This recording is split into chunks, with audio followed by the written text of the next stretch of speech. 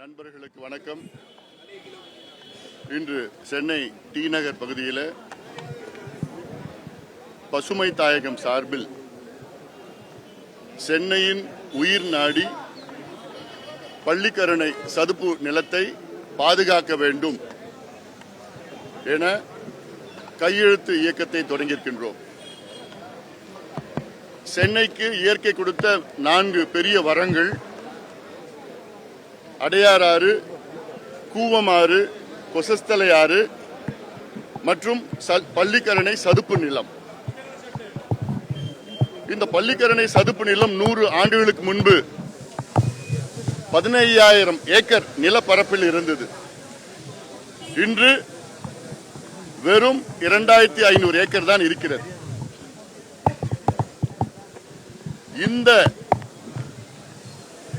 நிலத்தை ஆக்கிரமிப்பு செய்ய வேண்டும், இதில் குப்பையை கொட்ட வேண்டும் என்ற நோக்கத்திலே மிகப்பெரிய சூழ்ச்சிகள் நடைபெற்றுக் கொண்டிருக்கிறது. சென்னை பகுதியிலே எவ்வளோ மழை வந்தாலும் எவ்வளோ வெள்ளம் வந்தாலும் பள்ளிக்கரணை சதுப்பு நிலம்தான் அதுக்கு வடிகாலாக காலங்காலமாக பயன்படுகிறது. இந்த சதுப்பு நிலத்தை அழித்தால் சென்னை மக்களுக்கு ஆண்டுதோறும் மிகப்பெரிய அளவிலே வெள்ளம் வரும். 2015 இந்த வெள்ளம் டி நகர், அண்ணா நகர் வரைக்கும் சென்றது. இந்த சதுப்பு நிலத்தை அழித்தால் முழுமையாக சென்னை நகரம் வெள்ளத்தில் மூழ்கிவிடும்.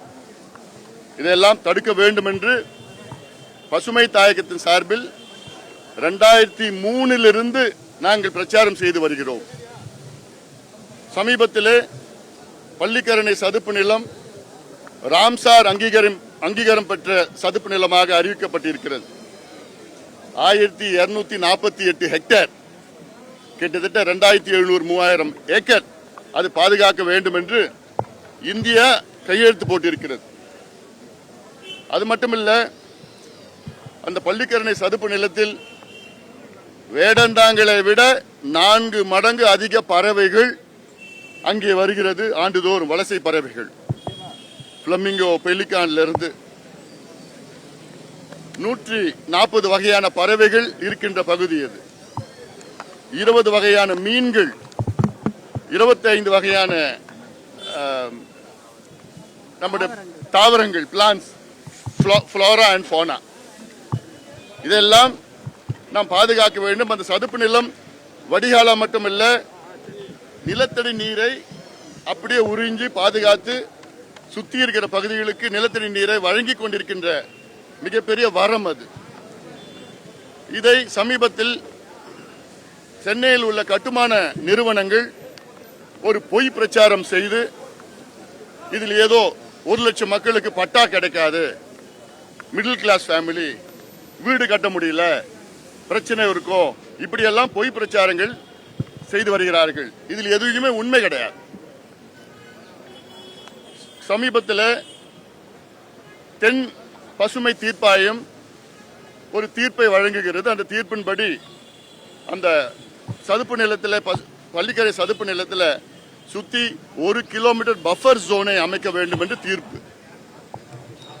இதற்கெல்லாம் என்ன தீர்வு என்றால், இந்த சதுப்பு நிலத்தை வரையறை செய்ய வேண்டும், நோட்டிஃபை பண்ணணும். நோட்டிஃபை பண்ணணும்னா ஜிஐஎஸ் மேப்பிங் பண்ணணும், ஹைட்ராலஜி சம்பந்தமான, ஈகாலஜி சம்பந்தமான, பயோடைவர்சிட்டி சம்பந்தமான ஆய்வுகள்லாம் நடத்தி, வரத்து காவா எங்க இருக்கு அதையெல்லாம் தூர்ந்து போகாமல் அதை பாதுகாக்கின்ற வகையில் அதை வரையறை செய்ய வேண்டும், நோட்டிஃபை பண்ணணும்.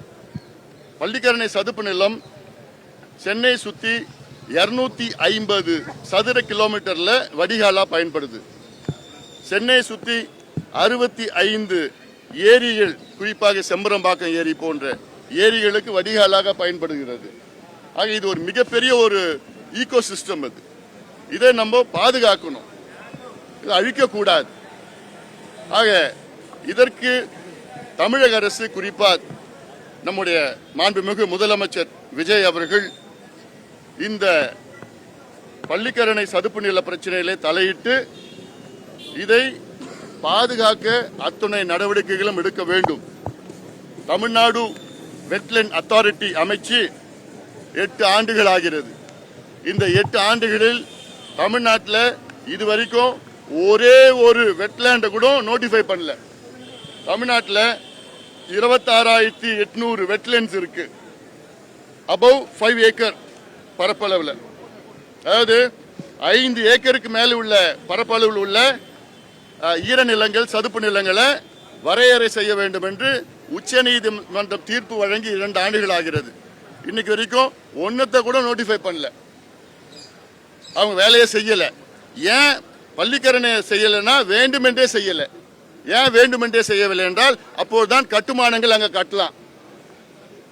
இது மிகப்பெரிய சூழ்ச்சி. இருக்கிற சதுப்பு நிலத்தை அழிக்கணும். சென்னையில் ஏற்கனவே 250 ஏரியில் அழிச்சிட்டாங்க. ஏரி, முகப்பேர் ஏரி திட்டம், நேரு ஸ்டேடியம் ஏரியில கட்டினாங்க, வள்ளூர் கோட்டம் ஏரியில கட்டினாங்க, கோயம்பேடு பஸ் ஸ்டாண்ட் ஏரியில கட்டினாங்க. இப்படி 250 ஏரியில ஏற்கனவே அழிச்சிட்டாங்க.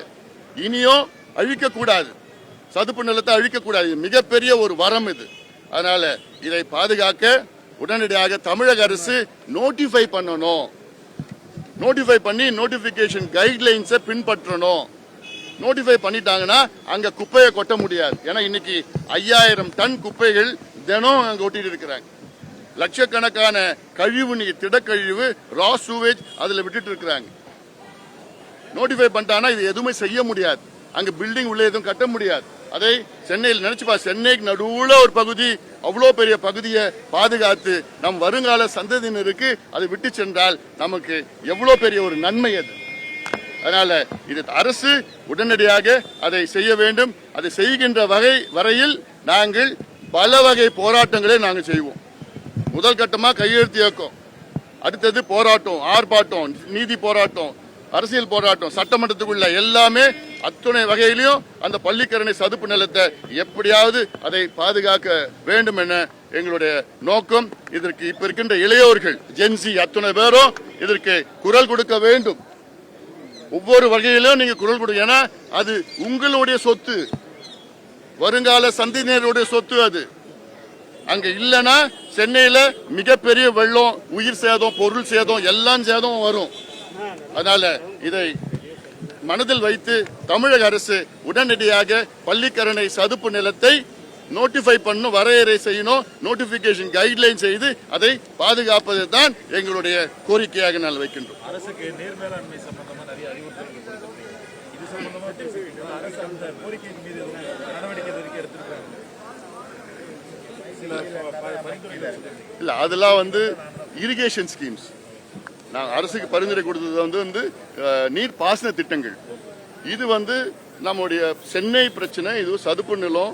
இது பாதுகாத்தா தான் சென்னை வடிகாலா பயன்படுத்தும். அக்விஃபயர் எல்லாமே இருக்கும். இதுல அர்பன் பிளானிங்ல வரும். ஏன்னா இதுல சிஎம்டிஏல plan 1 greater Chennai corporation plan 1, plan 2, plan 3 இது வேண்டுமென்றே இதுல பிளான் 3, அதாவது பிளான் 2ல கொண்டு வரல.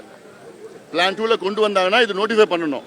பெரிய சதி 5 ஆண்டு காலம், கடந்த 5 ஆண்டு காலம் பெரிய சதி நடந்திருக்கு. அதான் இந்த பிரிகேடுக்கு 2000 கோடி கட்டுமானத்துக்கு அனுமதி கொடுத்தாங்க பள்ளிக்கரணை சதுப்பு நிலத்தில். தமிழ்நாடு எல்காட், எலக்ட்ரானிக் சிட்டி சதுப்பு நிலத்துலாம் இருக்கு. ஆக இருக்கிறது கொஞ்சம் நஞ்சத்தை நம்ம பாதுகாத்தாதான் நம்ம சென்னையில நாளைக்கு வாழ முடியும், உயிர் வாழ முடியும். அதற்கு பள்ளிக்கரணை சதுப்பு நிலம் முக்கியமா அவசியமானது. நன்றி.